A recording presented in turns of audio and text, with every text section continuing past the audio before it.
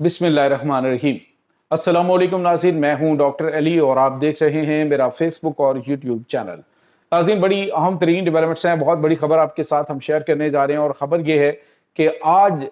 पाकिस्तान ने वो कर दिखाया है जो अमेरिका अपनी पूरी ताकत लगा के नहीं कर सका। बिल आखिर नाज़रीन, ईरान के हवाले से बड़ी और अहम तरीन डेवलपमेंट सामने आ गई है। अमेरिकी सदर डोनाल्ड ट्रंप ने भी पाकिस्तान जिंदाबाद का नारा लगा दिया। इसके तमाम तर डिटेल्स आपके साथ हम आज के व्लॉग में शेयर करेंगे। वीडियो की तफसील में जाने से पहले अगर आपने हमारे इस चैनल को सब्सक्राइब नहीं किया हुआ तो आपसे गुजारिश है काइंडली इसको सब्सक्राइब कर लें और बेल आइकन को जरूर दबा दें ताकि हमारी आने वाली वीडियो सबसे पहले आप तक पहुंच सकें। नाज़रीन, हम आपके शुक्रगुजार हैं जो आप हमारे व्लॉग्स को देखने के लिए वक्त निकालते हैं और कमेंट सेक्शन में अपनी मोहब्बतों का इजहार भी करते हैं। नाज़रीन, इस वक्त बहुत अहम तरीन डेवलपमेंट सामने आ रही हैं, बहुत बड़ी बड़ी खबरें हैं। मशरक़ वुस्ता के अंदर जो लोग प्रोपेगेंडा कर रहे थे जी पाकिस्तान को तो अमेरिका ने साइड पे लगा दिया, पाकिस्तान को तो किरदार ही खत्म करवा दिया, वो तो ओमान के जरिए कतर के जरिए बातचीत हो रही है, वो तो पाकिस्तान के जरिए बात ही नहीं हो रही। तो इसमें कोई शक नहीं कि बात जो है वो तो कतर में ही हो रही है, लेकिन इसमें पहले भी जो अहम किरदार है वो दो ममालिक ने अदा किया था जिसमें पाकिस्तान और कतर है। और अब नाज़रीन, पाकिस्तान और कतर के हवाले से अमेरिका ने ऑफिशियली कहा है कि पाकिस्तान और कतर ने बिल आखिर एक बड़ा कारनामा अंजाम दे दिया है और इस पर ये दोनों ममालिक मुबारकबाद के मुस्तहिक है। नाज़रीन, डेफिनेटली जब आप सुपर पावर जैसे मुल्क को एक बहरान से निकालते हैं, एक ऐसे मामले से निकालते हैं जिसमें वो अरसा दराज से फंसा हुआ है, तो डेफिनेटली उसका क्रेडिट भी मिलता है और अब पाकिस्तान का जो असर और सूख है वो मजीद बढ़ चुका है। नाज़रीन, इस वक्त खबर ये आ रही है कि ईरान और अमेरिका के दरमियान मुआहिदा आलमोस्ट फाइनल करवा दिया गया है। ये मुआहिदा नाज़रीन पाकिस्तान और कतर की जानिब से, जिसमें खुसूसी किरदार पाकिस्तान का है क्योंकि पाकिस्तान जो है वो ईरानी क़यादत के साथ मुसलसल राबते में रही और अभी भी राबते में, और बिल आखिर ये मुआहिदा करवाने में कामयाब होंगे जिसको मे बी कि आज जो है वो अनाउंस कर दिया जाए। तो मुआहिदा यह है नाज़रीन के अगले 60 दिनों के लिए स्ट्रेट ऑफ हॉर्मज़ को बगैर फीस के खोल दिया जाएगा, यानी फीस जो है जहाज़ों पर नहीं ली जाएगी। जो सी माइंस उसके इर्द गिर्द है उनको भी हटा दिया जाएगा, लेकिन ये मुस्तकिल नहीं होगा, सिर्फ 2 महीनों के लिए होगा। इस दौरान जो है वो बातचीत होगी और बातचीत के दौरान ईरान जो है वो स्ट्रेट ऑफ हॉर्मज़ के ऊपर अपना कंट्रोल जो है उसको यकीनी बनाने के लिए जो मैकेनिज्म है उसको तो तरतीब ऑलरेडी उसने ओमान के साथ मिलकर दे दिया है, लेकिन आगे जो मामलात करने हैं किस तरह से चीज़ें जो है वो इंटरनेशनल सतह पे होंगी। अब भारत एक दफ़ा जो दुनिया में एक बहरान पैदा हो चुका है कि जी अमेरिका की वजह से ये मामलात ख़राब हुए हैं, अब कम से कम ये जो स्ट्रेट ऑफ हॉर्मज़ खुलेगी तो अमेरिका ये बताने वाला होगा, 2-4 ट्वीट्स और ये वो चीज़ें जो हैं वो अमेरिका करेगा और उसके बाद फिर खामोशी से चीज़ें जो हैं वो तय हो जाएंगी। अब स्ट्रेट ऑफ हॉर्मज़ के अंदर इस वक्त जो सूरत हाल बनी हुई है वो ये है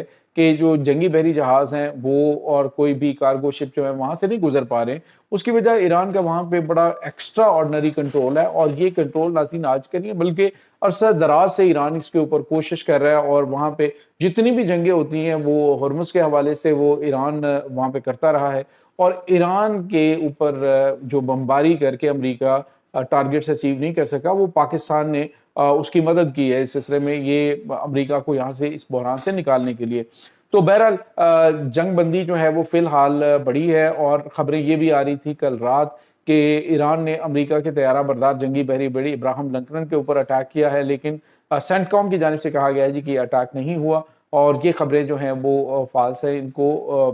गलत तरीके से माहौल को ख़राब करने की कोशिश के तौर पे बताया जा रहा है। नाज़रीन, यहाँ पे आपको ये बताते चलें इस वक्त अमेरिका की जानिब से पाकिस्तान का शुक्रिया अदा किया जा रहा है और कतर का शुक्रिया अदा किया जा रहा है और शुक्रिया बनता भी है क्योंकि अमेरिका ने जो अपने मिसाइलों से, जो अपने टॉमाहाक मिसाइलों की बारिशें की हैं उससे जो टारगेट अचीव नहीं किए वो पाकिस्तान ने बेहतरीन सफारतकारी के जरिए हासिल किया। अब पाकिस्तान का किरदार जो है वो मशरक़ वुस्ता के साथ साथ दीगर ममालिक में भी बढ़ जाएगा। जिस तरह से हमने प्रीवियस व्लॉग में आपको बताया कि पाकिस्तान जो है उसने सोमालिया के साथ एक नया दिफाई मुआहिदा किया है और ये दिफाई मुआहिदा बहुत गैर मामूली है, इतना गैर मामूली आप सोच नहीं सकते।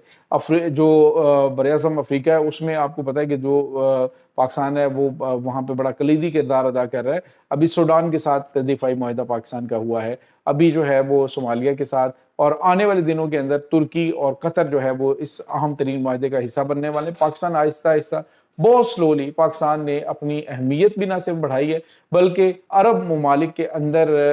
किसी भी कन्फ्लिक्ट का शिकार बने बगैर पाकिस्तान जो है वो सबका एतमाद भी हासिल करने में कामयाब रहा है। अदरवाइज जिस तरह से ये यमन का और सऊदी अरब का मामला ख़राब है, कल भी आपको बताया अटैक हुए और रात को भी हमले हुए अमरीकी ऑयल रिफाइनरीज के ऊपर और इसी तरह से जो जिसान की ऑयल रिफाइनरीज है वो बंद है। तो ऐसे में जो नजरान का